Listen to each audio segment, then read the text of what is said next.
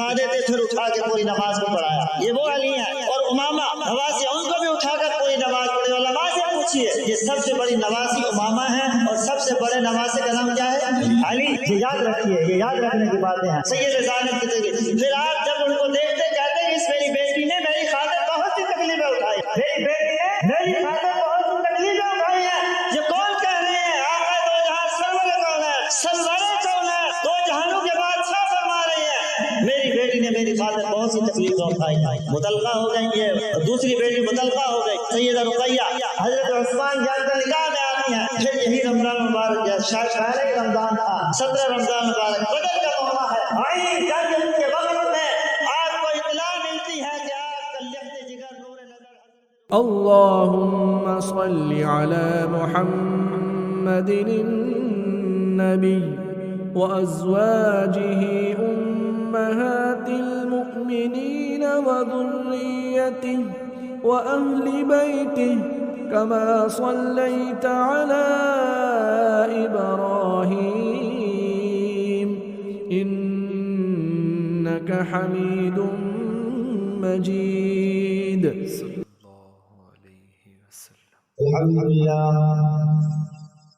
الحمد لله نحمده ونستعينه ونستغفره ونؤمن به ونتوكل عليه ونعوذ بالله من شرور انفسنا ومن سيئات اعمالنا. من يهده الله فلا مضل له ومن يضلل فلا هادي له.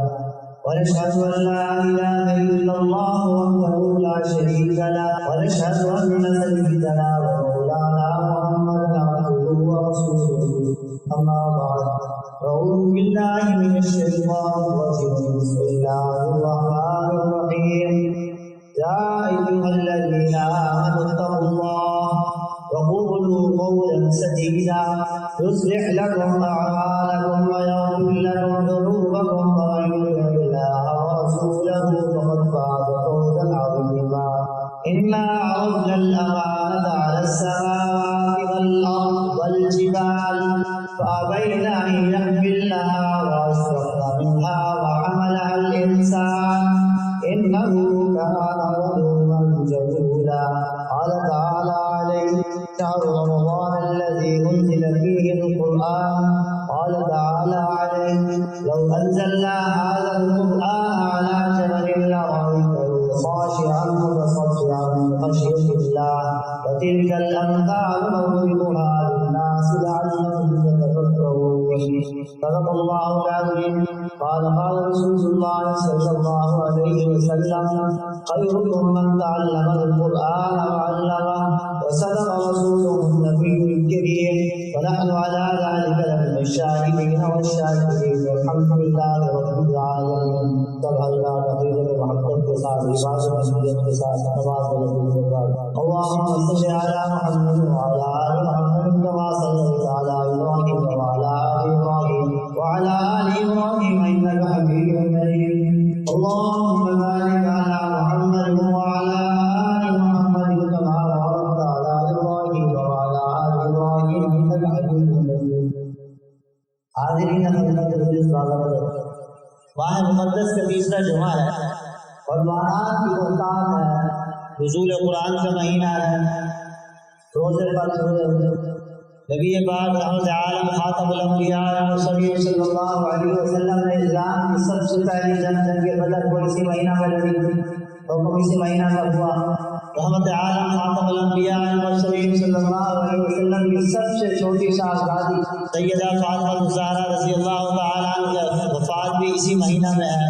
اور نبی پاک صلی اللہ علیہ وسلم کی سب سے بڑی اہلیہ مکرمہ اور مطہرہ اور منزہ ام المومنین سیدہ خدیجہ الکبریٰ رضی اللہ عنہا کی وفات بھی اسی مہینہ میں ہے. آقا دو جہاں سرور کونین رسول الثقلین سید الاولین والآخرین امام المشرقین والمغربین سیدنا و مولانا رسول الرحیم صلی اللہ علیہ وسلم کی دوسری بڑی صاحبزادی سیدہ رقیہ رضی اللہ تعالیٰ عنہ کی وفات بھی اسی مہینہ میں ہے اور بدر کے موقع پر ہے. 17 رمضان مبارک. ام المومنین سیدہ طاہرہ عائشہ الصدیقہ رضی اللہ عنہا کا وفات بھی اسی مہینہ میں ہے. جنگ بدر بھی اسی مہینہ میں اور بہت سارے واقعات. سیدنا علی المرتضیٰ رضی اللہ تعالیٰ عنہ کی شہادت بھی اسی مہینہ میں. ابتدا میں جو آیت پڑھی ہے یا ایھا الذین آمنوا اتقوا اللہ، اے ایمان والو اللہ سے ڈرو، تقوی کا حکم ہے، ڈرنے کا حکم ہے۔ تقوی کس کو کہتے ہیں؟ جیسے کہ رمضان مبارک کا مہینہ ہے تو آدمی اللہ کے خوف کی وجہ سے ان تمام حلال چیزوں کو اس وقت تک ہاتھ نہیں لگاتا جب تک روزے سے ہوتا ہے۔ یہ ہاتھ نہ لگانا اللہ کے خوف کی وجہ سے تقوی کہلاتا ہے۔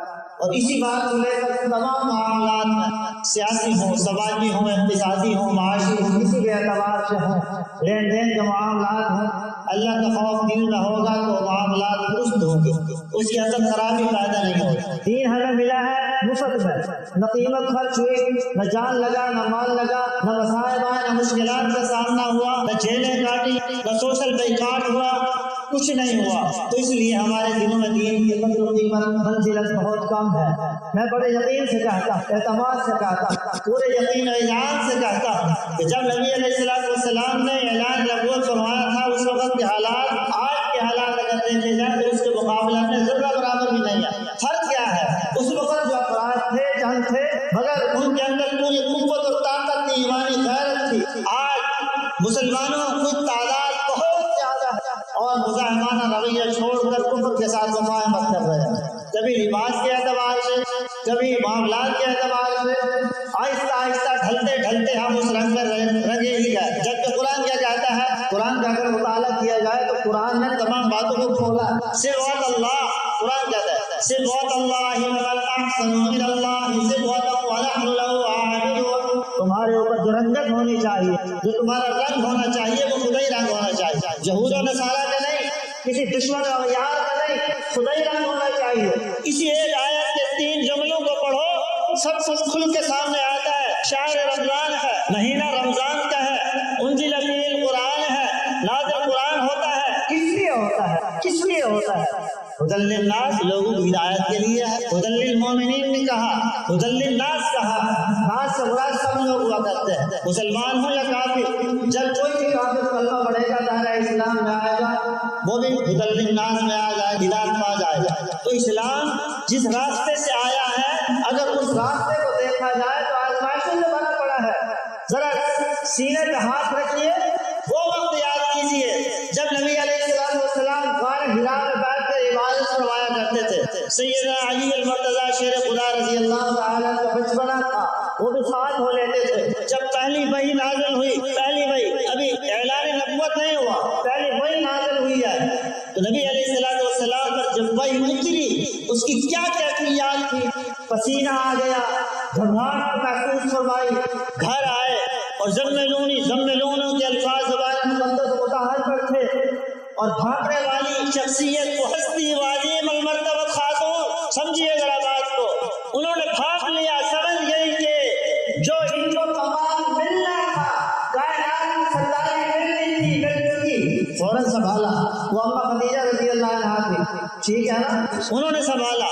پھر اعلان نبوت ہوا، جب سب مخالف ہو گئے، سب مخالف ہو گئے، ایک بھی موافق نہیں تھا۔ سب سے بڑا دشمن ابو لہب سب سے پہلے توہین اس نے کی، پیدائش پر سب سے پہلے خوشی بھی اسی نے منائی، اور اعلان نبوت کے بعد سب سے پہلے مخالفت اور دشمنی اور خطباز بھی اس نے کی۔ اس کے بعد پوری ایک ریاست، پورا ایک سرداری نظام نبی علیہ السلام کے خلاف ہو جاتا ہے، اور ایک خاتون پوری ہمت کے ساتھ، پوری جرأت کے ساتھ آقا دو جہان کا سہارا بنتی ہیں۔ وہ کون ہے؟ اما خدیجہ کبریٰ رضی اللہ تعالی عنہا، ام المومنین، ہماری اماں، کہیے الحمدللہ، یہ ہماری ماں ہے۔ وہ کھڑی ہو جاتی ہیں خاتون، وہ ہستی، وہ مقدس مطہر ہستی کھڑی ہو جاتی ہیں پورے سرداری نظام کے سامنے، جہاں مچھر سر نہیں مار سکتا۔ اما خدیجہ وہاں ڈٹ کے کھڑی ہیں اور حوصلہ دے رہی ہیں۔ اگر کسی ملک کی وزیر اعظم یا صدر کی اہلیہ کو خاتون اول کہا جا سکتا ہے تو پھر میں کیوں نہ کہوں کہ اسلام کی خاتون اول اما خدیجہ کبریٰ ہے۔ اسلام کی خاتون اول کون ہے؟ اما خدیجہ کبریٰ رضی اللہ تعالی عنہا۔ نبی علیہ السلام کے پاس مال نہیں تھا، انبیاء کی وراثت مال نہیں ہوا کرتا، مال نہیں تھا، اما کا مال خرچ ہوا، سب سے پہلے اما کا مال خرچ ہو رہا ہے، سب سے پہلے سہارا دینے والی اما ہے، ہماری اما، کہیے نا الحمدللہ، ہماری اما، وہ سہارا بھی دے رہی ہیں، ڈٹ کے بھی کھڑی ہیں، جہاں ممکن نہیں ہے کوئی سر اٹھاتا ہے تو کچل دیا جاتا ہے۔ یہ جہالت کے ادوار کو دیکھیے، جو دور تھا وہ کسی کو جینے کا کوئی حق نہیں تھا، جو سر اٹھاتا کچل دیا جاتا، عورت کی تو ویسے وقت نہیں تھی۔ لیکن ایسی ہستی کو نبی صلی اللہ علیہ وسلم کے عقد نکاح میں دے کر اللہ نے معاملت کا ایسا انتظام فرمایا کہ اماں ڈٹ کے کھڑی ہے، کوئی دوسری تیسری بات نہیں سن رہی، سارا مال، بڑی تاجرت، بڑا مال کا سارا اسلام پر خرچ کر دیا۔ سب سے پہلے مال اماں کا خرچ ہوا ہے، بعد میں سیدہ صدیقہ اکبر، مردوں میں سیدہ صدیقہ اکبر سب سے اول، اور خواتین میں سیدہ خدیجہ الکبریٰ ام المؤمنین ہماری اماں نبی علیہ السلام کے ساتھ کھڑی ہے۔ ان مراحل سے گزر کر آیا ہے۔ پھر اماں نے وہ ظلم سہے، برداشت کیے، دیکھا اپنے شوہر کے ساتھ، آقا دو جہاں صلی اللہ علیہ وسلم کے ساتھ سرکار مکہ کے رویے، ان کے ظلم، ان کی بربریت، اس حاجی اپنی آنکھوں سے دیکھی، حوصلہ نہیں ہارا۔ پھر اللہ نے اولاد دی، اولاد کو بھی سنبھالا، معاملات کو بھی سنبھالا، اور آقا علیہ السلام کو پورا ساتھ دیا۔ اللہ نے اولاد دی، حضرت اماں خدیجہ الکبریٰ سے دی، جہیز بیٹا حضرت ماریہ قبطیہ رضی اللہ تعالی عنہا سے تھا۔ اماں کو ام القاسم کہا کرتے تھے مکے والے، اور جناب نبی کریم صلی اللہ علیہ وسلم کو ابو القاسم، بڑے بیٹے نبی علیہ السلام کا نام کیا تھا؟ حضرت قاسم، دوسرے تھے ان کا نام تھا عبداللہ، تیسرے جو ماریہ قبطیہ رضی اللہ تعالی عنہ ان کا نام تھا ابراہیم۔ تو اللہ نے اولادیں دی، 6 اولادیں اماں کی۔ اولادوں کی تکلیفوں کو بھی دیکھا۔ سب سے بڑی سیدہ زینب رضی اللہ عنہا، جب اعلان نبوت ہوتا ہے، آقا دو جہاں سرور کائنات صلی اللہ علیہ وسلم اعلان نبوت فرماتے ہیں، پورا معاشرہ مخالف ہو جاتا ہے، سرکار مخالف ہو جاتے ہیں، دشمن بن جاتے ہیں۔ سب سے پہلے توہین کرنے والا ابو لہب کے گھر نبی پاک صلی اللہ علیہ وسلم کی 2 بیٹیاں تھیں، سیدہ رقیہ اور سیدہ ام کلثوم۔ جب اس نے بکواس کی، توہین کی، کہ اس لیے بلایا تھا اللہ کے ہاتھ ہلاک کرے، اس لیے بلایا تھا، سورۃ اللہ نازل ہوئی، تبت یدا ابی لہب وتب، یہ پوری سورت۔ جب یہ سورت سنی اس نے تو غصہ آیا، اس کے 2 بیٹے تھے، عتبہ عتیبہ، دونوں کو کہا طلاق دے دو۔ حضرت رقیہ کی رخصتی ہو چکی تھی، سیدہ ام کلثوم کی ابھی رخصتی نہیں ہوئی تھی، طلاق دے دی۔ یہ سارے سر میں اٹھائے، کس لیے؟ نبی علیہ السلام کو مکہ مانتا تھا، یہ حق بات کرتے ہیں، سچے ہیں، امین ہیں، وعدے نبھانے والے ہیں، حسین ہیں، اخلاق ہر اعتبار سے کامل و اکمل ہستی ہے۔ جب اللہ کے منوانے کا وقت آیا تو کتنی مصیبتوں اور مشکلات کا سامنا ہوا۔ اللہ کو ایک منوانے کے لیے لا الہ الا اللہ سب مسائل نے گھیر لیا۔ تو انتقال کی مشکلات ہیں، بیٹی کو طلاق ہو رہی ہے، نبی علیہ السلام کا اپنا داماد، بڑا داماد جنگ بدر میں سامنے کھڑا ہے، دشمنوں کی سر میں کھڑے ہیں۔ حضرت ابو العاص اس وقت مسلمان نہیں تھے، مشرکین مکہ کی طرف سے شریک ہوئے بدر میں، جنگ بدر میں۔ یہ بدر بھی سبق دیتا ہے، میدان بدر مسلمانوں جاگو۔ اس وقت 313 تھے، نہتے تھے، ہتھیار نہیں تھے، معاشی کمزوری تھی، افراد قوت نہیں تھی، اسلحہ نہیں تھا، سامنے لشکر تھا، پیسہ تھا، دھن دولت تھی، شراب و کباب تھا، پتہ نہیں کیا کیا تھا۔ ان 313 نے دنیا کو بتایا کہ جب اللہ کے ساتھ عہد کر لیا جاتا ہے، کلمہ پڑھ لیا جاتا ہے، اس کی وحدانیت پر جب ایمان لے آیا جاتا ہے تو پھر قدموں کے اندر لفظ پیدا نہیں ہو سکتا۔ ہماری حالت تو یہ ہے کہ ہم جنت کے طالب بنے بیٹھے ہیں کہ قرآن کیا کہتا ہے، یا ایھا الذین آمنوا اذا نودی للصلاۃ من یوم الجمعہ فاسعوا الی ذکر اللہ۔ جمعہ کی اذان ہو، منادی بلائے تو دوڑو۔ ہم اس وقت آتے ہیں جب خطبہ ہوتا ہے، خطبے کے وقت آتے ہیں۔ یہ ہمارا ایمان، ایک تھا ان کا ایمان، اس لیے اللہ نے شرط بالمشروع ایمان کیسا ہونا چاہیے فرمایا، آمنوا بمثل ما آمنتم به، ان جیسا فقد اہتدوا، جو ہدایت یافتہ طبقہ تھا صحابہ کرام کا، جو قرآنی جماعت تھی، جو معیار ہے رہے گی، معیار دین معیار حق ہے رہے گی۔ قرآنی جماعت جنتی جماعت، جو جنتی لوگ تھے جن کو قرآن جنتی کہا، وعدہ کیا، ان کے تذکرے قرآن میں آئے، ان کے رکوع سجود و قعود، ان کی توبہ استغفار، تمام چیزوں کے تذکرے ادائے قرآن میں موجود ہیں، محفوظ ہے۔ وہ جماعت جب رمضان المبارک آتا ہے تو 2 مہینے پہلے تیاری کروائی جاتی ہے ان کو، جو 100% جنتی ہے، جو قرآن جن کو جنتی کہہ دے، ہمیں کیا پتا ہے؟ قرآن جن کو جنتی کہہ دے بات ختم، تو قرآن کو جنتی کہہ رہا ہے۔ صحابہ، سب صحابہ 10 مبشرہ نہیں صرف عذرا وعذرا کے نام لیے ہیں، سب کو کہا کہ کل وعد اللہ العذرا، سارے جنتی ہیں۔ تو رمضان المبارک کی تیاری وہ کب کرتے تھے؟ 2 مہینے پہلے۔ علماء موجود ہیں رجب شعبان 2 مہینے تیاری کروائی جاتی، اپنے ٹائم کر لو، کس لو، برکت رحمت عظمت شان والا مقدس مہینہ آ رہا ہے۔ اور مسلمان کی غفلت دیکھ لو، پھر کہتے ہیں کہ آٹا نہیں ہے، گندم نہیں ہے، اور پھر کہتے ہیں موسمی حالات سازگار نہیں ہے۔ کیسے سازگار ہوں جب خدا کو ہم ناراض کر بیٹھے؟ اکثریت میں ہونے کے باوجود غلامی کی زندگی گزار رہے ہیں، وہ اقلیت میں ہونے کے باوجود سرداری کی زندگی گزار رہے ہیں۔ انہوں نے گزاری جی کر دکھایا اور مر کر کے دکھایا۔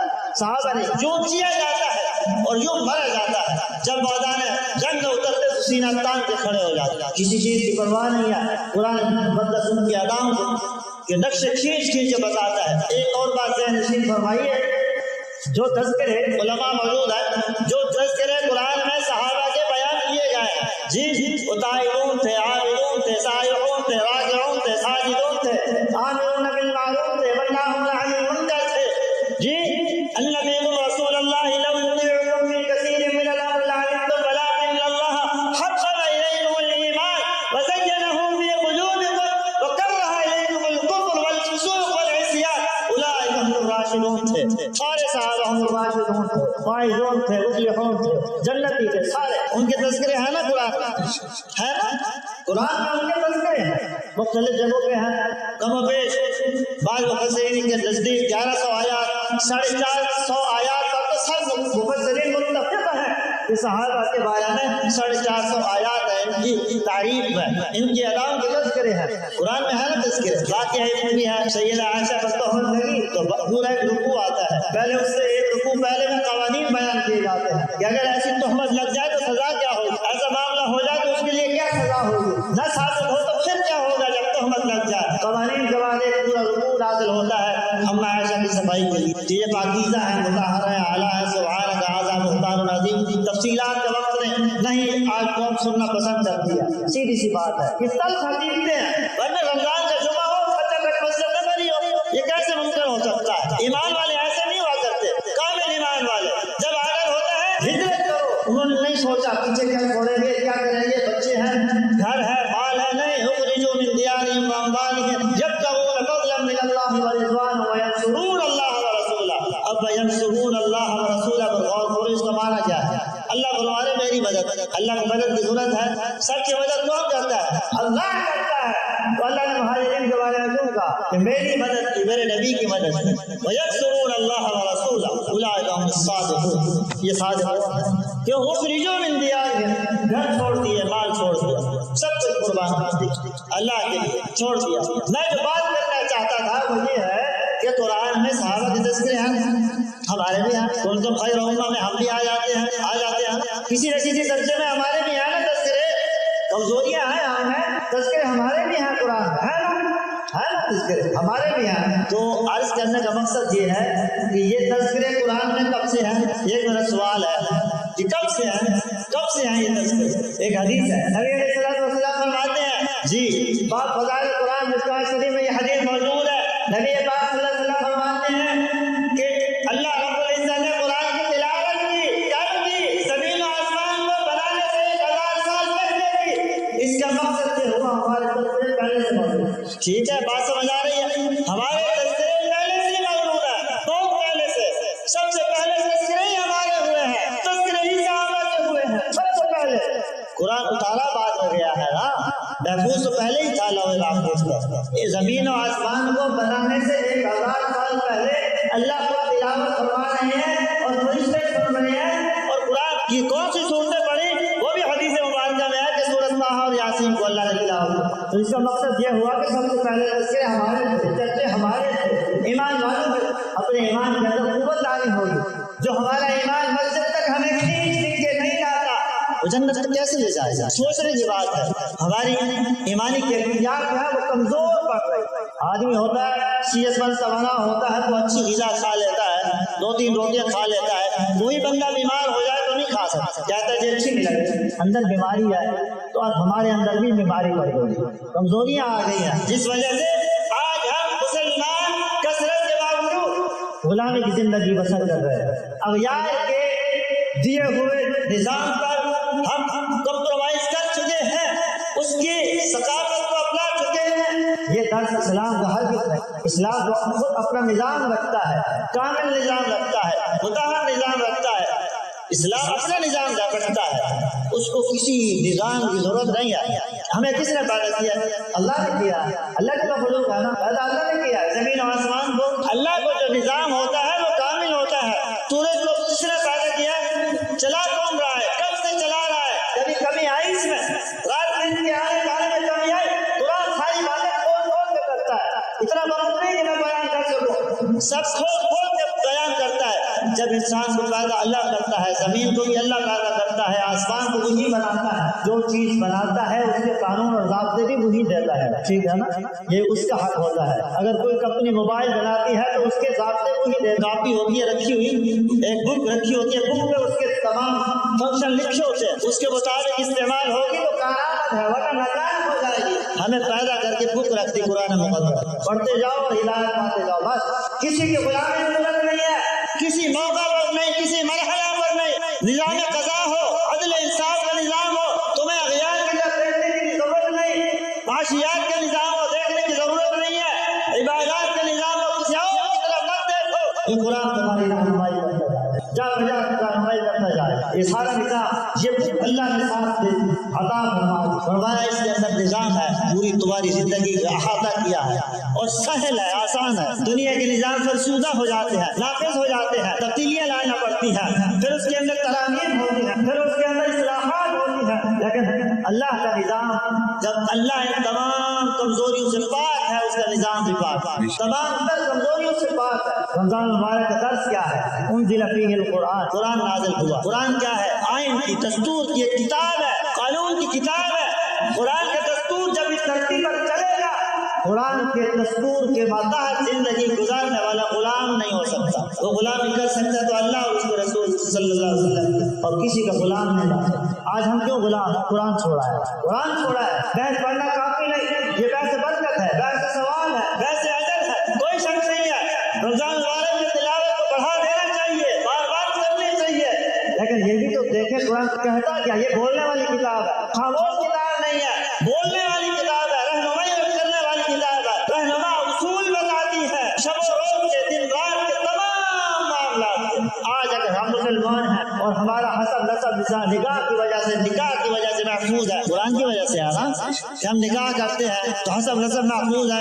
یہود و نصارہ کے یہاں ایسا عمل نہیں ہے تو ان کا نسب نامہ بھی محفوظ نہیں ہے۔ اللہ نے ہمیں محفوظ کروا دیا نکاح کے ذریعے سے۔ ہم بڑے فخر سے کہتے ہیں ہمارا والد، دادا، پردادا، نانا، فلاں فلاں فلاں یہ ہمارے ہیں، فخر سے کہتے ہیں۔ نکاح کی برکت سے ہوا ہے نا یہ سب کچھ۔ ان کو تو پتہ ہی نہیں، ماں کا پتہ ہے، باپ کو پتہ ہی نہیں ہوتا، تو پورا دستور دیا گیا۔ پھر جب کہ آتا ہے رمضان مبارک کا مہینہ، یہ تو سیزن ہے بیٹیوں کا، افاعت کا، تجدید عہد کا، کہ ہم اپنے عہد کی تجدید کریں۔ اگر صحابہ کو جس طرح تکالیف کا سامنا انہوں نے کیا، ہم بھی کرتے تو ہمارا ایمان بھی کام کرتا، لیکن ہمارے اندر کمزوریاں تھیں، اللہ نے انہیں مشقت ہم سے نہیں ڈالی۔ وہ توانا لوگ تھے، ان کی تربیت براہ راست جناب رسول اللہ صلی اللہ علیہ وسلم نے فرمائی۔ انہوں نے مسائل کا سامنا کیا، نبی علیہ السلام نے کتنا حزن ملال کا سامنا کیا۔ بیٹیوں کو طلاقیں ہو جاتی ہیں، اور بڑی بیٹی سیدہ زینب مکہ میں ہے اور آپ علیہ السلام مدینہ میں ہے، بیٹی کے لیے بے قرار ہے، داماد مخالف سب سے کھڑا ہے۔ یہی رمضان ہے، رمضان کی سنت تعلیم ہے، داماد مخالف دشمن کی سب سے کھڑا ہے۔ پھر قیدی ہو جاتا ہے، پھر بلایا جاتا ہے، بیٹی بھیج دو تو چھوڑ دو، بیٹی کو بھیج دو تو چھوڑ دو۔ ادھر بیٹی نے بھی وہ ہار جو اماں کی طرف سے ملا تھا وہ بھجوایا، میرے خامن کو چھوڑ دیجیے، فرمایا بھیج دو تو چھوڑ دو۔ اس نے کہا وعدہ کیا حضرت ابو العاص میں واپس بھیج دوں گا، گئے تیاری کروائی۔ جب ان کو روانہ کیا اٹھنے پر تو کسی نے اس کو تیر مارا، گری، ان کا حمل ضائع ہوا۔ کتنی تکلیف ہوئی، کتنی تکلیف ہوئی۔ ان کے دو بیٹے تھے، ایک کا نام علی تھا، بیٹی تھی امامہ۔ جب مدینہ طیبہ پہنچے تو آپ کی بیٹی بیمار رہا کرتی تھی، وہ علی جو آپ کے بڑے نواسے، آپ کے سب سے بڑے نواسے کا نام کیا ہے؟ علی۔ سب سے بڑے نواسے کا نام بولیے، کیا نام ہے؟ علی۔ ایک علی آپ کے داماد ہے، جن کا جان ہے، اور ایک علی آپ کے نواسے ہیں، سب سے بڑے نواسے، جن کو اٹھا کر پوری نماز پڑھی، پوری نماز پڑھائی۔ یہ وہ علی ہیں جن کو کندھے پر سوار کیا کرتے تھے اور نماز پوری پڑھائی، پوری نماز سجدے میں جا کے ایک طرف بٹھا دیتے، پھر اٹھا کے پوری نماز کو پڑھایا۔ یہ وہ علی ہیں۔ اور امامہ نواسیہ، ان کو بھی اٹھا کر پوری نماز پڑھی، اللہ پوچھیے یہ سب سے بڑی نواسی امامہ ہے اور سب سے بڑے نواسے کا نام کیا ہے؟ علی. یہ یاد رکھیے، یہ یاد رکھنے کی باتیں ہیں. سید ذالک کی تقریر. پھر آپ جب ان کو دیکھتے کہتے ہیں اس میری بیٹی نے میری خاطر بہت سی تکلیفیں اٹھائی، میری بیٹی نے میری خاطر بہت سی تکلیفیں اٹھائی ہیں. یہ کون کہہ رہے ہیں؟ آقا دو جہاں سرور کون ہے؟ سرور کون ہے؟ دو جہانوں کے بادشاہ فرما رہے ہیں میری بیٹی نے میری خاطر بہت سی تکلیفیں اٹھائی. مطلقہ ہو گئی یہ دوسری بیٹی مطلقہ ہو گئی سیدہ رقیہ.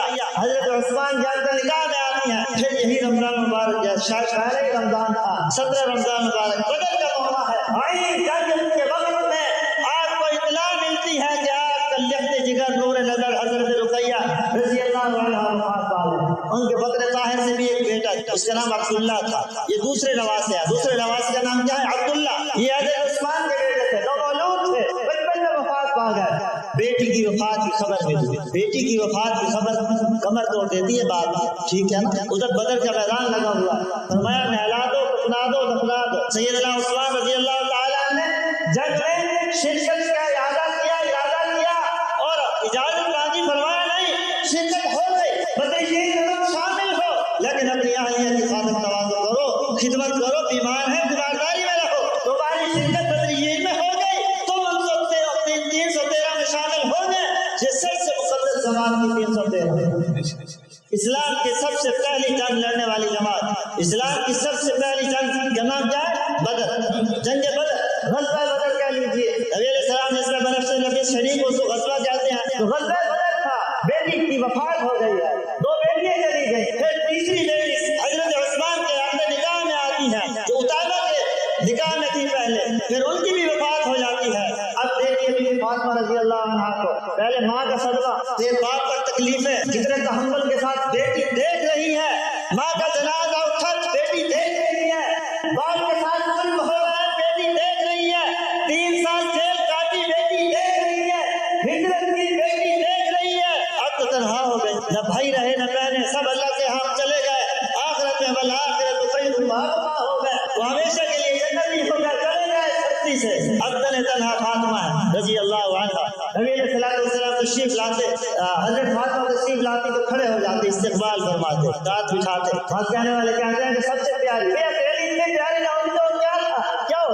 اکیلی تھی. 3 بہنوں کا صدمہ حضرت فاطمہ نے اٹھایا، 2 بھائیوں کا صدمہ حضرت فاطمہ نے اٹھایا، ماں کا صدمہ حضرت فاطمہ نے اٹھایا، والد کا صدمہ بھی حضرت فاطمہ نے. والد بھی ان کی زندگی میں وفات پا گیا. جناب نبی کریم رحمت عالم صلی اللہ علیہ وسلم نے جب پردہ فرمایا تو حضرت فاطمہ ہی تو موجود تھی اولاد میں سے، تو سارے صدمہ اٹھائے. تو یہی خوشخبری ملی آخر وقت میں جنت کی خواتین کی سردار یہ میری بیٹی فاطمہ ہوگی، سیدۃ نساء اہل الجنہ فاطمہ الزہرا رضی اللہ عنہا. خاندان نبوت کو اتنے صدمہ اٹھا رہا ہے، اتنی مشقتوں میں زندگی گزار رہا ہے، مشکلات کا سامنا ہے. ادھر روزہ ہے، قرآن کے لیے کچھ نہیں ہے. ہمارے سامنے تو فیصد یہ چیزیں سامنے پڑی ہوتی ہیں، مختلف الاقسام چیزیں سامنے پڑی ہوتی ہیں، اور ان کے سامنے کچھ بھی نہیں پڑا ہوتا. کھجور سے روزہ کھولا، دودھ بہت پانی کے پیا اور میدان میں اترے، بات ختم. بیٹھے بٹھائے دین مل گیا، ادا و اجداد دین مل گیا. اس لیے دین کی قیمت نہیں ہے. یہ فیسیں بھرنی پڑتی ہیں نا عصری تعلیم کے لیے، اس کی وقت ہے. قرآن مدرسے والے، مسجد والے، اہل علاقہ انتظام کر دیتے ہیں، اور ایک استاد کو لکھا دیا جاتا ہے. جب مدرسے جیسے یہ مدرسہ فاروقیہ، اس طرح اور بہت سے مدارس ہیں، مدارس بنا دیے جاتے ہیں، کوئی فیس نہیں، کوئی ایسا کوئی معاملہ نہیں ہے، کھانا بھی فری ہے، رعایت بھی فری ہے. لیکن قرآن جیسی دولت کی قیمت نہیں ہے ہمارے لیے. قرآن جیسی دولت کی قیمت نہیں ہے. کس نگاہ سے دیکھتے ہیں عالم اور مولوی اور مفتی کو؟ رب کعبہ کی قسم، یہ ہمارے محسنین ہیں، ان کی وجہ سے آج ہم مسلمان ہیں. ان کی وجہ سے یہ گھسیٹ گھسیٹ کے مسجدوں میں لاتے ہیں، گھسیٹ گھسیٹ کے لاتے ہیں. رمضان آتا ہے، پھر یہ ہر جمعے پر یہی کرتے ہیں کہ آؤ مسجدوں کو آباد کرو، آؤ مسجدوں کو آباد کرو. یہ محسنین ہے. یہ ایک سلسلہ ہے، تسلسل ہے کہ صحابہ نے کتنے مسائل دیکھے، تابعین نے کتنے مسائل و مشکلات کا سامنا کیا، دین کی تبلیغ و ترویج کے لیے کتنے مسائل و مشکلات کا سامنا کرنا پڑتا ہے. جس پر مشکل شقت نہ آئے اس کے ایمان کے اندر کمی رہ جاتی ہے. یہ بھی یاد رکھیں، دین کے کام میں مشقت آنا یقینی عمل ہے، یقینی عمل ہے. جب جناب نبی کریم صلی اللہ علیہ وسلم پر مشقتیں آئیں تو ہم کون ہوتے ہیں؟ آپ کی پاکیزہ جماعت، قرآنی جماعت، اللہ کے پسندیدہ جماعت، محفوظ جماعت، محفوظ جماعت. ایک حدیث میں ہے کہ اللہ تبارک و تعالی نے جناب نبی کریم صلی اللہ علیہ وسلم کے ایمان و تقوی کو ترازو کے پلڑے میں رکھا. تمام انبیاء کرام، تمام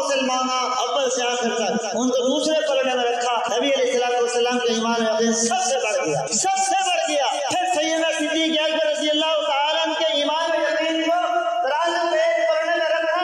حضرت عمر سے لے کر قیامت تک آخری آنے والے مسلمان تک ان کو دوسرے پڑھنے میں رکھا۔ حضرت ابو بکر کے ایمان و یقین بڑھ، حضرت ابو بکر اس درجے کے آدمی، اس درجے کے آدمی۔ حدیث پاک ہے جس کی تشریح ہم عموماً وضاحت بھی کر سکتے ہیں بعض دفعہ، لو کان بعدی لکان عمر، لو کان بعدی نبی لکان عمر، یہ حدیث ہے، نبی علیہ السلام کا فرمان ہے۔ بعض بہت رجین اعتراض کرتے ہیں، میں ذرا بات کو کھول اس لیے رہا ہوں کہ آپ کے سامنے بھی اگر اعتراض آئے تو اس کا جواب آپ آسانی سے دے سکیں۔ جن کے علم میں ہے الحمدللہ، نہیں ہے تو ان کے علم میں آ جائے گا کہ اگر نبوت کا دروازہ کھلا ہوتا تو حضرت عمر بھی نبی ہوتے۔ کیا فرمایا؟ اگر نبوت کا دروازہ کھلا ہوتا تو عمر بھی نبی ہوتے۔ حضرت ابو بکر کے بارے میں کیوں نہیں؟ حضرت ابو بکر کے بارے میں کیوں نے کہا؟ تو محدثین کہتے ہیں کہ حضرت ابو بکر کے بارے میں کہنے کی ضرورت ہی نہیں، کیوں؟ وہ تو پہلے دن ہی تسلیم کر لیا تھا۔ حضرت عمر تو 7 سال مخالف رہے، 7 سال۔ یہ مکے کے آخری مسلمان ہیں، 40 میں، 39 میں حضرت حمزہ ہیں رضی اللہ عنہ، آپ کے عم مقرر، آپ کے چچا سیدنا حمزہ۔ حضرت عمر جب ایمان لائے تو اللہ نے ان کے اندر اتنی صفات بھر دی کہ اگر نبوت کا دروازہ کھلا ہوتا تو ابو بکر تو ویسے ہی نبی ہوتے، کچھ بات ہی نہیں ہے اس میں، تو حضرت عمر بھی نبی ہوتے، حضرت عمر بھی نبی ہوتے۔ حضرت عمر ابو بکر کے بارے میں کوئی بات نہیں ہے، کوئی بات نہیں ہے۔ اور جیسے واقعہ آتا ہے حدیث پاک میں، سیدہ حفصہ ام المومنین حضرت عمر کی بیٹی نبی علیہ السلام کے ساتھ بیٹھی ہیں اور کیا یا رسول اللہ صلی اللہ علیہ وسلم میرے ابے کی نیکیاں کتنی ہیں، کتنی نیکیاں ہیں، اور میں اپنے ابے کی نیکیاں پوچھتی ہوں، لا تعداد ہے، بہت زیادہ، بہت زیادہ۔ ساتھ ہی اماں ایسا کہتی خلق ہوئی کہ میرے ابا کے بارے میں تو نہیں فرمایا۔ عرض کر دیا یا رسول اللہ میرا ابا، فرمایا کون سا سوال کر دیا؟ عمر کی زندگی بھر کی نیکیاں ایک طرف، تیرے ابا کی رات ایک رات ایک طرف، ایک رات 3 راتیں ایک رات ایک طرف۔ جب یہ بات حضرت عمر تک پہنچی تو حضرت ابو بکر کے قدموں میں گرتے کہتے ایک رات دے دو، غار والے ایک رات دے دو، زندگی کی نیکیاں لے لو، غار کی ایک رات دے دو۔ یہ وہ لوگ تھے جب مسلمان نہیں تھے، سردار تھے، پیسہ تھا، دولت تھی۔ جب اسلام میں آئے تو سب لٹا دیا، اسلام قربان کر دیا، سب کچھ قربان کر دیا۔ اب تو مانگنا پڑتا ہے بھائی مسجد کے لیے چندہ دے دو، مسجد کے لیے چندہ دے دو۔ دشمن کی حالت یہ ہے کہ وہ اپنی اسلام دشمنی کے اندر اتنا غازو پسند ہے کہ وہ اپنی آمدنی کا کچھ حصہ مخصوص کر دیتا ہے کہ یہ مسلمانوں کی دشمنی کے لیے ہے، وقف کر دیتا ہے، دے دیتا ہے۔ اور ہم مسلمانوں کو مسجد کے لیے، مدرسہ کے لیے، طلباء کے لیے، مدرسین کی تنخواہوں کے لیے، پڑھنے پڑھانے والوں کے لیے، بجلی کے بل کے لیے مانگنا پڑتا ہے۔ بھائی تعاون کر دو، بجلی کا بل زیادہ ہے، مہنگی ہو گئی، بجلی مہنگی ہے، ایسے کرتے ہیں۔ یہ طرز عمل ہے نا ہمارا، مانگنا پڑتا ہے۔ پھر بھی بڑی مشکل سے یوں کرا کے وہ بھی جو روڈ پرانا ہوتا ہے وہ بہت پرانا، اس کو نکال کے یوں کر کے پھر وہ ڈال دیتے ہیں۔ شادی آتی ہے تو پھر دیکھو اس مسلمان کا حالات، کون سا نوٹ نکلتا ہے، 1000 والا، 5000 والا، 500 والا، کجلیوں میں لٹا رہا ہے، دین میں نہیں لٹاتا۔ بس میں ملا ہے نا، اس لیے اس کی اللہ کی قسم اس کی قیمت کل قیامت کے دن پتہ چلے گی کیا قیمت ہے دین کی، اس کے اعمال کی، رمضان کے روزے کی، نماز کی، نماز کے اندر ایک دفعہ سبحان رب العظیم پڑھنے کی کیا قیمت ہے، ایک دفعہ سبحان اللہ کہنے کی کیا قیمت ہے، نماز کے ایک رکعت کی کیا قیمت ہے، کتنا ثواب ملتا تھا۔ لیکن اس وقت سوائے پچھتاوے کے اور کچھ نہیں ہوگا۔ ابھی رمضان مبارک کا دوسرا عشرہ چل رہا، آخری عشرہ باقی ہے، ہمیں چاہیے کہ وقت سے پہلے سمجھ جانا عقل مندوں کی علامت ہے۔ دیکھا موسم کو، دیکھا تبدیل ہو گئی موسم، وہ بھی دور تھا بیلوں کے ساتھ، وہ گاہ کر وہ جو کسان ہے نا وہ چارپائی ایک طرف ڈال کے نا انتظار کرتا تھا ہوا چلے گی پھر گندم کو صاف کروں گا، ایسے ہوتا تھا، ہوا چلتی ہے گندم صاف کرتا۔ اب موسم کہاں سے کہاں ہمیں لے گیا، گندم پکتی ہے، برسات، اولے، کیا کیا، پھر بھی ہم نہیں سمجھتے، پھر کہتے ہیں مہنگائی ہے، مہنگائی کا حل کیا ہے، رجوع اللہ ہے، اللہ کے سامنے چھپو، اللہ کے ڈالتے۔ یہ تو ویسے مانگنے کا مہینہ، ویسے ہر لمحہ مانگنے کا ہے، ہر لحظہ مانگنے کا ہے، زندگی کا ہر لحظہ مانگنے کا ہے، اور خاص سے رمضان مبارک ہے جو اس امت کو عطا کیا گیا، اور ایک رات ہے جس کو لیلۃ القدر کہتے ہیں۔ یہ ایسے مذاق ہے سارا دین، اس کے احکامات مذاق ہے، یہ قابل اکمل ہے، خالق کائنات نے خود یہ نظام بنا کے ہمیں دیا کہ اس کے اوپر چلو، اور یہ کیا ہے، لا یکلف اللہ نفسا الا وسعها، الا وسعها، لا یکلف اللہ، اللہ تکلیف نہیں ڈالتا، اس کی ایک مثال سادہ تھی، نماز پڑھنے پر پیسے خرچ ہوتے ہیں پیسے خرچ، مسجد کے دروازے پہ ٹوکن لگتا ہو کہ جناب وضو کے 50 روپے اور نماز کے 500 کے، بیٹھا ہے بار بندہ، نہیں ہے نا؟ بولیے تو صحیح، نہیں ہے نا؟ فرمایا سب پر فرض ہے، روزے پر پیسے لگتے ہیں تو ٹوکن لگتا ہو، پیسے لگتے گے، روزے کا اتنا جناب بھرنا پڑے گا، پھر روزہ رکھ سکو گے، وعدہ نہیں کھول پاؤ گے جب تک اتنی قیمت نہیں دو گے، لگتے ہیں پیسے، اس لیے سب پر فرض ہے۔ حج پر پیسے لگتے ہیں نا، تو قرآن کہتا ہے من استطاع الیہ سبیلا، سب کے اخراجات، عیال کے اخراجات پورے ہو جائیں تب فرض ہے، ورنہ نہیں ہے۔ زکوٰۃ پیسوں پر ہوا کرتی ہے، ایسے ہے نا، زکوٰۃ پیسوں پر ہے، کسی کے پاس مال نہیں ہے، زکوٰۃ نہیں ہے، وہ زکوٰۃ لینے کا حقدار ہے، دینے کا نہیں۔ تو آسان ہے نا دین، آسان ہے نا دین، بہت آسان ہے۔ وہی بہتر سمجھتے ہیں اللہ کہ اس مخلوق کے لیے، اس انسان کے لیے کون سا قانون چاہیے تھا، آسان ترین قانون عطا فرمایا، آسان ترین، کوئی مشکل نہیں ہے، کوئی لینے والا ہے تو دینے والا ہے، کوئی زکوٰۃ دینے والا ہے تو دینے والا ہے۔ لیکن نماز 70 ہے، نماز اللہ کا پسندیدہ عمل ہے، سب سے پسندیدہ عمل کلمے کے بعد نماز کا ہے۔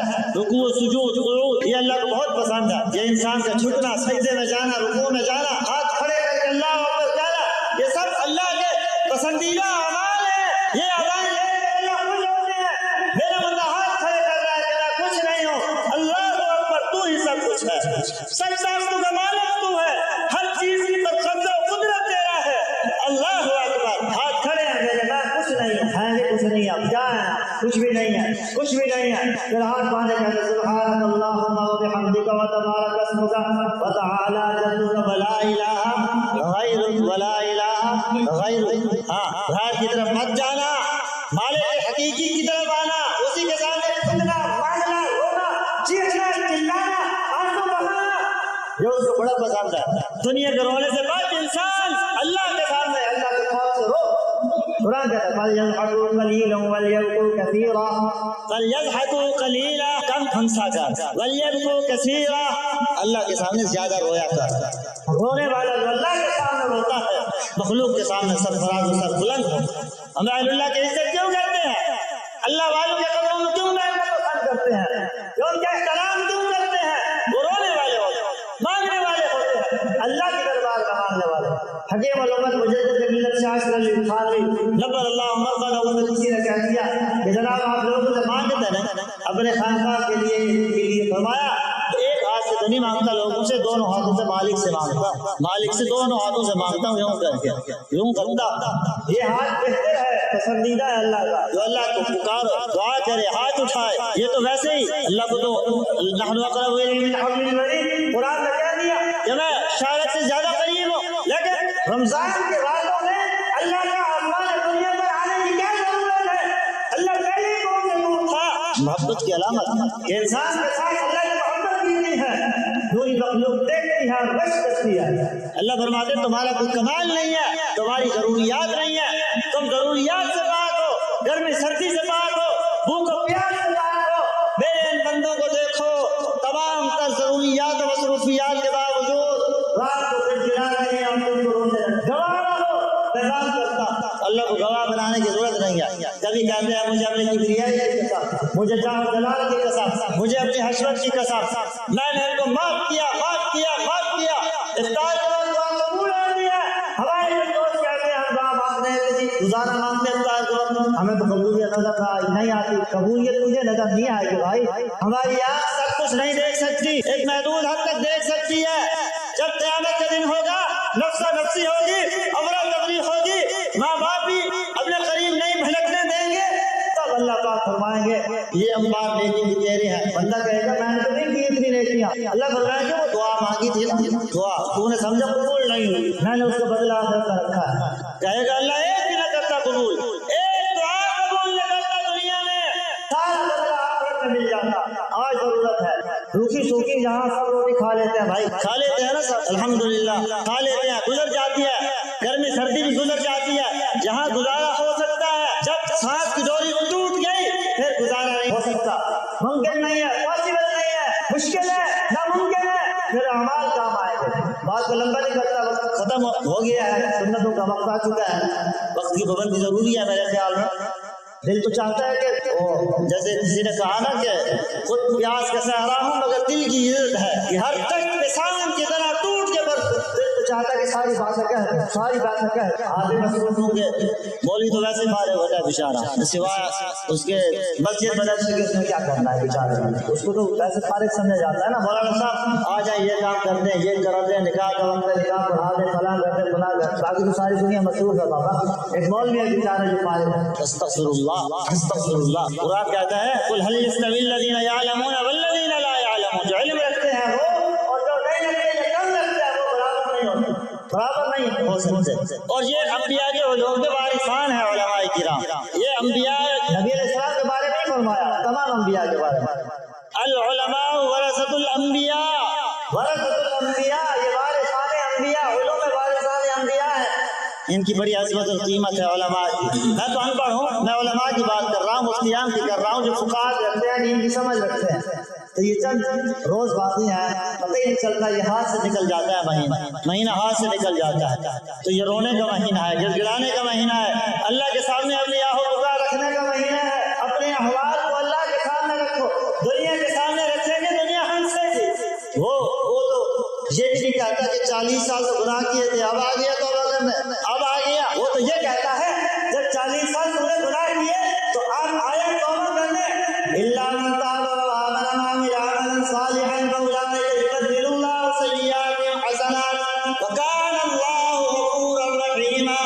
ہاں تو 40 سال گناہ کر کے آیا, توبہ کی, تو سارے گناہوں کو نیکیوں میں تبدیل کر دیا. یہ وہ نیکیاں ہیں جو تم نے گناہ کیے تھے, توبہ کی برکت سے, توبہ کی بدولت سب نیکیاں مل گئی. توبہ کا دروازہ کھلا ہے بھائی. نبی علیہ السلام پر جو قرآن مقدس نازل ہوا تھا وہ کامل اکمل کتاب موجود ہے, موجود رہے گی. یہ ہم مسلمانوں کی صفت ہے. ہماری کتاب محفوظ, ہمارے نبی پاک صلی اللہ علیہ وسلم کی ساری زندگی محفوظ. کسی نبی کی نہ کتاب محفوظ ہے نہ اس کی زندگی محفوظ. ہم مسلمانوں کی یہ خصوصیت ہے, آقا کی پیدائش سے وفات تک ہر ادا محفوظ ہے. نا محفوظ محفوظ ہے, قرآن محفوظ, انجیل محفوظ نہیں ہے. اہل انجیل سے پوچھیے حضرت عیسیٰ علیہ السلام کی ساری زندگی کا کوشہ بتلائیے, وہ کہیں گے ہمیں علم نہیں ہے. اور مسلمان فخر سے کہہ سکتا ہے مجھے پتا ہے میری نبی صلی اللہ علیہ وسلم کی زندگی پیدائش سے وفات تک کیسے گزری پتا ہے. سیرت کی کتابیں موجود ہیں, علم نے لکھی ہیں, اہل عشق نے لکھی ہیں, اہل محبت اہل معرفت نے لکھی ہے. عارف والو, یہ عارف والا ہے نا, تو عارف کہتے ہیں کسے ہیں, عارف بن جاؤ, سارے عارف ہی بن جاؤ. عارف کہتے ہیں جس کا اللہ سے تعارف ہو جائے, اللہ سے تعارف ہو جائے, اللہ کو پہچان لے, اللہ کو پہچان لے. آپ تو ویسے ہی عارف والا میں رہتے ہو نا, آپ تو ویسے ولی لوگ ہو بابا, دعا کیا کرو ہم جیسے گناہگاروں کے لیے, ناقص لوگوں کے لیے.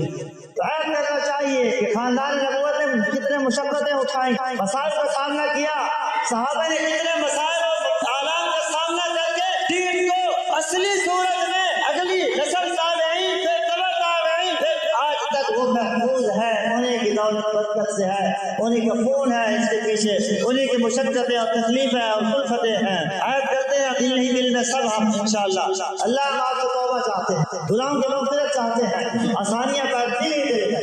دل میں توبہ کرنی جائے قبول ہو جاتی ہے, دل ہی دل میں. ابھی اللہ ہم توبہ کرتے ہیں انشاءاللہ, کرتے ہیں نا سب توبہ کرتے ہیں, اللہ ہم توبہ کرتے ہیں. ہماری زندگیاں بدل لے, اپنی اطاعت میں لے آ, ایمان کے اندر قوت و حرارت پیدا کر دے, غیرت ایمانی عطا فرما دے, کفر کو مغلوب کر دے, اسلام کو غلبہ عطا فرما دے. اللہ تعالیٰ ہم سب کے حامی اور ناصر ہو. ہم مجلس احرار اسلام جو امیر شریعت سید عطا اللہ شاہ بخاری سب جانتے ہیں, آپ لوگ سبھی واقف ہیں ان سے, ان کے کردار سے, ان کے افکار سے, ان کی زندگی سے آگاہ ہیں سب لوگ. جماعت میں مادنا صاحب رضاکار ہوں, ذمہ داران ہمارے ڈاکٹر عقیل صاحب اور عبد المجید صاحب موجود ہیں. اس کے تعاون کے لیے, ختم نبوت کے دفاع کے لیے, دفاعی کاموں کے لیے اول ترجیح کو یاد ہو 1929 سے قائم ہوئی اور انشاءاللہ قیامت تک یہ چلتی رہے گی.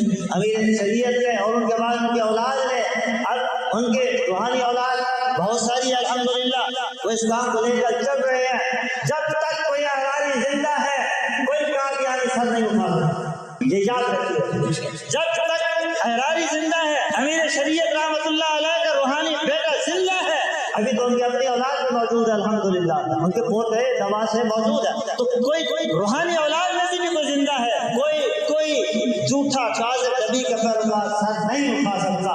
اور جب اٹھائے گا سیدنا صدیق اکبر رضی اللہ تعالیٰ عنہ طرف سے عمل اختیار کیا جائے گا.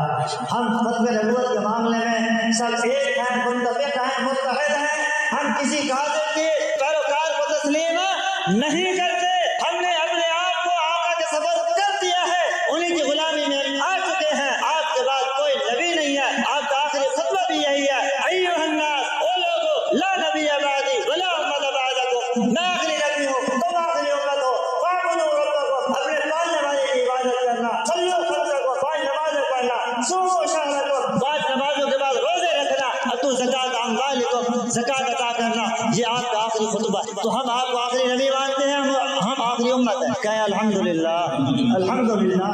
جب بھی حاضر آئے گا یا اس کا پیروکار یا اس کا اعلی کار سر اٹھائے گا تو ہم سر نہیں اٹھانے گے، ہم اس کو دبا کے رکھیں گے انشاءاللہ۔ اس کے تعاون کر کے جانا ہے جماعت کا، بعض ساتھی موجود ہوں گے، جب آپ نماز سے فارغ ہوں گے تو آپ تعاون کر کے جائیں گے، یہ آپ کی پائی ہوئی امانت ہوگی، ختم نبوت کے بعد پر خرچ ہوگی اور اسی ہی کام کے لیے آپ نے تعاون کرنا ہے۔ اللہ تعالیٰ آپ کو اور ہم سب کو اسی کام سے لگائے رکھے، دین کی حفاظت کے لیے، دین کی تبلیغ و ترویج کے لیے، اور ہمارے ملک کو اسلامی ملک بنا دو۔ علینا الا الغلام صلی اللہ علیہ وسلم۔